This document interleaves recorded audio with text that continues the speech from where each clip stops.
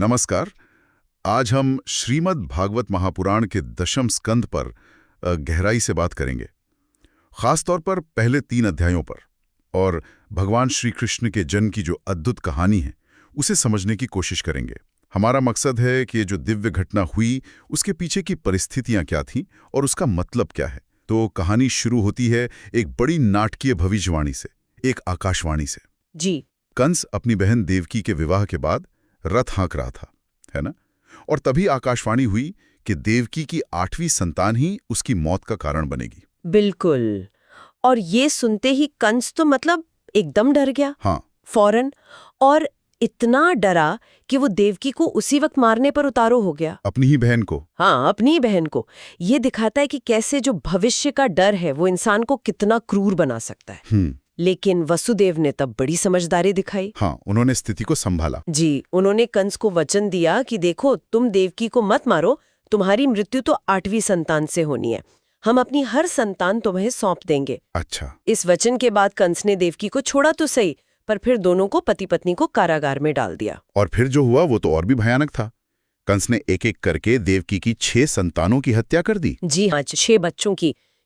कितना मुश्किल समय रहा होगा देवकी और वसुदेव के लिए, सोचिए। बिल्कुल, लेकिन फिर 7वें गर्भ के समय कुछ अलग हुआ है ना? हाँ, 7वीं बार जब देवकी गर्भवती हुई तो उनके गर्भ में थे शेषनाग के अवतार बलराम। अच्छा। यहाँ पर भगवान की जो योग माया शक्ति है, उनकी दिव्य योग शक्ति, उसने हस्तक्षेप किया। योग माया शक्ति ने? कैसे? योग माया ने उस गर्भ को देवकी के गर्भ से निकालकर वसुदेव की जो दूसरी पत्नी थी रोहिणी, उनके गर्भ में स्थापित कर दिया। रोहिणी जी के गर्भ में? जी, जो उस समय गोकुल में नंद बाबा के यहाँ सुरक्षित रह रही थीं। अच्छा, इसीलिए बलराम जी को संकर्षण भी कहते हैं।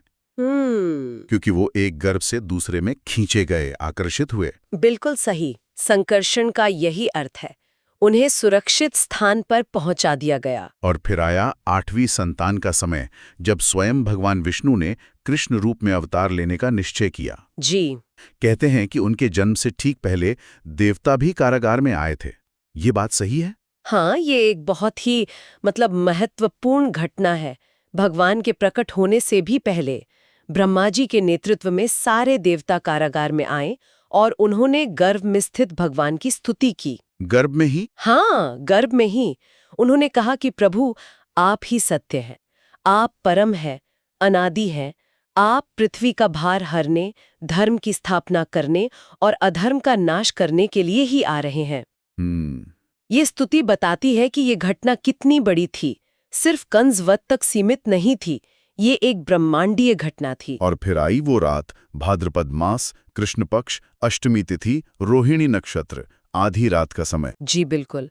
और तब भगवान कृष्ण प्रकट हुए अपने एक चतुर्भुज रूप में, जैसे विष्णु भगवान का रूप होता है। हाँ, शंख, चक्र, गदा और पद्म धारण किए हुए अपने दिव्य अलौकिक चतुर्भुज रूप में उन्होंने दर्शन दिए। वसुदेव और देवकी ने तो उन्हें पहचान लिया होगा। फौरन वो भाव्य भोर हो गए, उन्होंने स्तुति की। लेकिन फिर माता देवकी को डर लगा, कंस का भय था। हाँ, जाहिर है। तो उन्होंने भगवान से प्रार्थना की कि प्रभु, आप अपना ये दिव्य रूप छिपा लीजिए, एक साधारण शिशु बन जाइए, वरना कंस को पता चल जाएगा। और भगवान ने मान ली बात। तुरंत वो एक नन्हे से साधारण बालक बन गए। और जैसे ही वो बालक बने, चमत्कार होने शुरू हो गए। हाँ बिल्कुल। उसी पल योग माया के प्रभाव से वसुदेव और देवकी की बेड़ियां वो अपने आप खुल गईं। सच में? हाँ, और कारागार के जो दरवाजे थे वो भी खुल गए। और सारे पहरेदार जितने भी थे, सब गहरी नींद में सो गए। कमाल है। सोचिए वो दृश्य, बाहर घनघोर बारिश हो रही थी, यमुना नदी पूरे उफान पर थी। हाँ, अकेले उस तूफानी रात में। अकेले। ये दिखाता है उनका साहस और भगवान की इच्छा। और गोकुल में क्या हुआ? नंद बाबा के घर पर। वहाँ उसी समय यशोदा मैया ने भी एक कन्या को जन्म दिया था। कन्या को? जी, और वो कन्या स्वयं योग माया ही थी, भगवान की शक्ति। अच्छा। तो वसुदेव ने चुपके से अपने पुत्र कृष्ण को यशोदा जी के पास लेटा दिया और उनकी उस नवजात कन्या को लेकर वापस मथुरा आ गए, कारागार में। और किसी को पता नहीं चला? किसी को नहीं। वापस आकर देखा तो बेड़ियां फिर से बंद गईं, दरवाजे बंद हो गए, सब कुछ पहले जैसा। ये तो अद्भुत है। मतलब मानवीय साहस और दैवीय योजना दोनों एक साथ काम कर रहे थे। बिल्कुल। वसुदेव का वो यमुना पार करना और योग माया का पूरा ये प्रबंधन। अच्छा, फिर सुबह हुई, कंस को पता चला कि 8वीं संतान हो गई है। हाँ, उसे खबर मिली। वो हमेशा की तरह उस बच्चे को मारने के लिए आया। उस कन्या को। हाँ, उसने जैसे ही उस कन्या को पत्थर पर पटकना चाहा, तो वो कन्या उसके हाथ से छूट गई और आकाश में बिजली की तरह चमकते हुए अपने देवी रूप में प्रकट हो गई। योग माया। योग माया देवी। जी। और उन्होंने कंस को चेतावनी दी, कहा, अरे मूर्ख कंस, मुझे मारने से क्या होगा?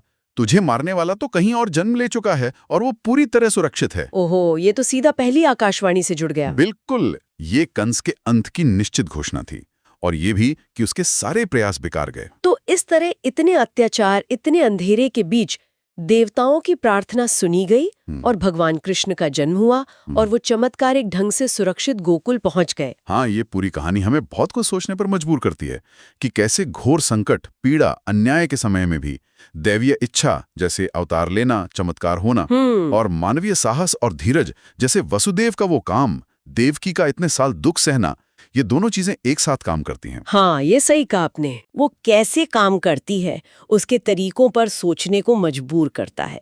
ये कोई सीधी रेखा नहीं है, इसमें मानवीय तत्व भी शामिल है। बिल्कुल, ये कहानी वाकई अद्भुत है और इसके बहुत गहरे मायने हैं।